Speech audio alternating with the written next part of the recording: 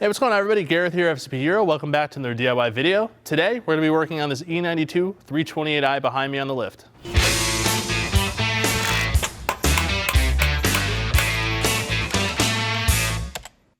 So we're gonna show you how to replace the front wheel bearing on this E92 328i. This will be the same process for any E90, E91, E92, E93 3 Series, or any E82 or E88 1 Series. It's exactly the same process, same front suspension, and it's a relatively simple DIY.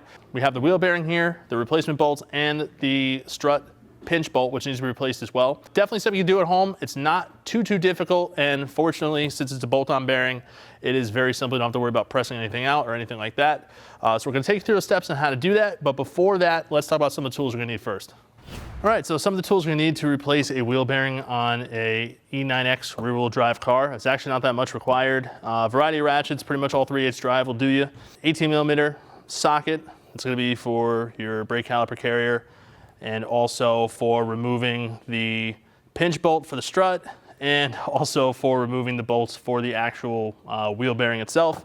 I have a swivel impact for that.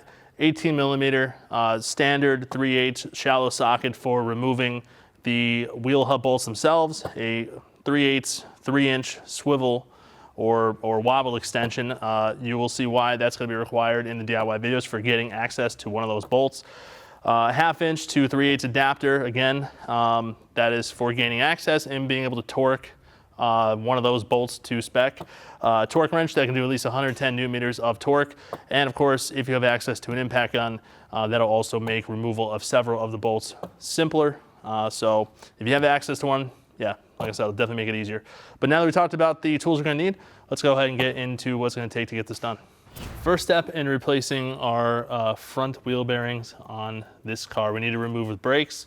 Obviously the rotor sits on the wheel hub and bearing assembly, and the brake caliper's in the way. So first we're gonna remove the set screw, which is a 6mm. Caliper's held down with two 18mm bolts. This actually holds the caliper carrier. I'm not removing the caliper from the carrier. I'm removing it all in one assembly.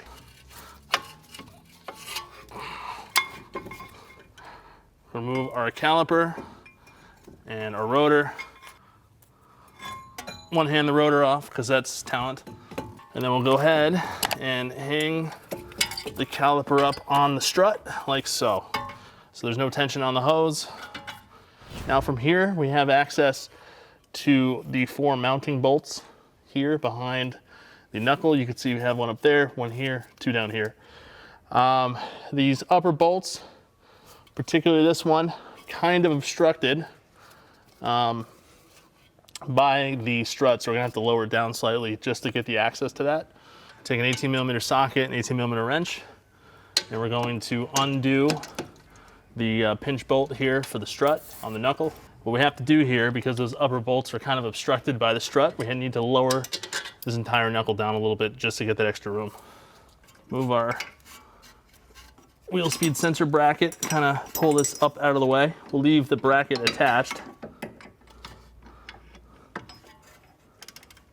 We'll come in here and we're gonna spread the knuckle. You can actually see it spreading with this spindle spreader tool.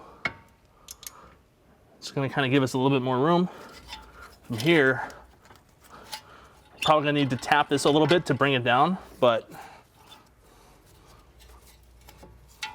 there we go. I was able to pull it down with my fingers, fortunately. And now this is giving us more than enough access to those top bolts. Now for the bolts I have easy access to, I'm gonna use an impact gun on these bolts. They are pretty tight. There usually be a little bit of corrosion on the end of them. So the impacting motion usually helps get these out. So for this last one, using a wobble extension, an 18mm 3/8 shallow, that's just giving me enough clearance to get this bolt out. At this point, you want to hold on to the knuckle, and actually what I'm doing is I'm holding onto the knuckle and pulling out at the same time to prevent the bolt from backing up against the strut. This will be the first bolt I install as well.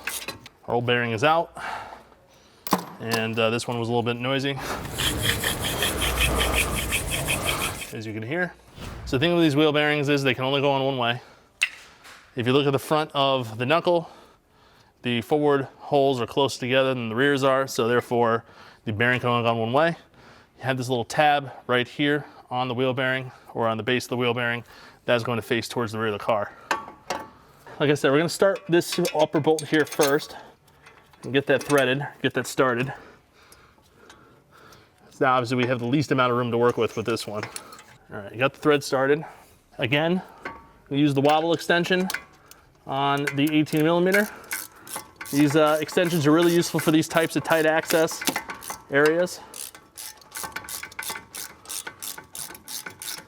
All right, that bolt is definitely started. And now from here, I'm gonna go ahead and install the other 3 bolts. Now, obviously this is a new knuckle. We recently did that in another video. If this is a used knuckle, I do recommend cleaning the area out where the wheel bearing sits, and I would also make sure that the mating surface on front of the hub has all corrosion removed from it as well. So this is aluminum, you can get some oxidation. You wanna make sure that the bearing can sit flush and flat. And then I just angled the steering out a little bit so I can gain access to this bolt here. The thrust arm or tension strut's a little bit in the way there, so if you just turn it a little bit, that'll give you the extra room that you need. And now that all these bolts are started by hand, let's just go ahead and thread them in the rest of the way. Even with the Loctite on these bolts, everything threads in very nicely here. So if you're finding that for whatever reason the bolt is not threading in nicely, you might have the bolt cross-threaded, or there might be a burr on the bolt itself. Don't force it. Just make sure the bolt isn't damaged, which if it's new it shouldn't be. And if the wheel bearing is new it shouldn't be, but just double check it because they should go in smoothly when they're new. And now I'm just snugging these down by hand. I'm gonna torque them here in a second. All right, so torque spec on these bolts is 110 Newton meters. We're using a dangerous concoction of extensions and adapters here, so 3/8 wobble into a 1/2 inch to 3/8 adapter. Hopefully it doesn't break.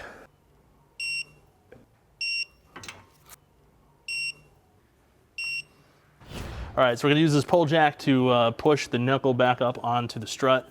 We do have that spreader in there, and we just wanna make sure that the alignment mark on the side of the knuckle lines up with the alignment tab on the strut, which it did, great. And then we'll go ahead and reinstall our sensor bracket. Remember the ABS connector, ABS wiring lead went under like that. And then we'll just slide, or try to slide, and get this thing to sort of notch into place. And then from here, we're going to install a new pinch bolt. You don't need to replace the bolt exactly. You can reuse it, but I'm installing it with a new locking nut, which is generally the requirement. Torque spec on this pinch bolt is 81 Newton meters. Next up, we're going to throw our brake rotor back on. Just get it to sit on the hub, which it should sit nicely because the hub is brand new, no corrosion. Put the set screw in it to hold the rotor in place.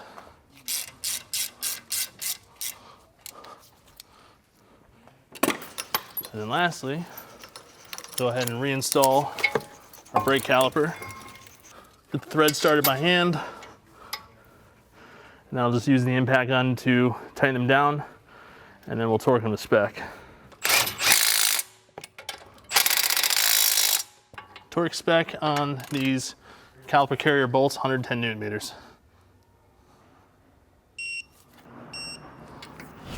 So as you can see, replacing a wheel bearing on the front of any of these E9X rear-wheel drive cars is super simple. Really not that many tools required. There, of course, is that one bolt at the upper right-hand corner, at least on the side that we were working on. That's a little tight, which is why we had to drop the knuckle down away from the strut. But with the appropriate extensions, particularly that wobble extension, made access to getting that bolt much easier. But in general, that bolt-on bearing is super simple to do. Definitely something you can do at home, save yourself quite a bit of money. So hope you enjoyed the video. If you have any questions or comments, leave them in the comment box below. We'll get back to you. Hit that like button if you like this video, and also hit subscribe. We have a lot more videos on the way. And as always, we'll see you for the next one. Thanks for watching.